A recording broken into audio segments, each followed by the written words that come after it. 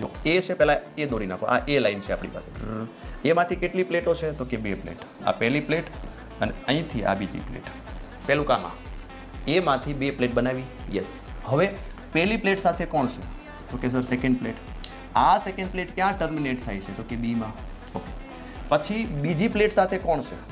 Sir બીજી plate જે છે, માફ કરજો, અહીંયા પહેલી પ્લેટ સાથે બીજી છે. હા, અહીંયા 3 લખવાનું હતું.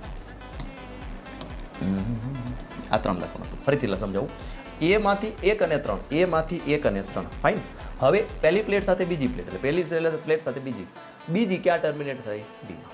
હવે ત્રીજી પ્લેટ સાથે ચોથી પ્લેટ છે. હા, ચોથી પ્લેટ ક્યાં ટર્મિનેટ એટલે અંત પામે છે? તો કે બીમાં. તો એનો મતલબ કે આપણી પાસે પહેલો કેપેસિટર થઈ ગયો. હા, બીજો કેપેસિટર થઈ ગયો. હવે કઈ કેપેસિટર બાકી રહેશે? હા સર, હજી બાકી કયો? આવડો 2 અને 3 વાળો. તો એનો મતલબ કે આ જે બીજો છેડો દેખાય છે, આ 2 વાળો, આ 2 છેડો, એમાંથી એક કેપેસિટર પ્લેટ લઈ લો. બરાબર છે, એટલે બીજી પ્લેટ લઈ લો. અને આ ત્રીજો છેડો દેખાય છે, આ ત્રીજો છેડો છે. હા, આમાંથી એક પ્લેટ લઈ લો.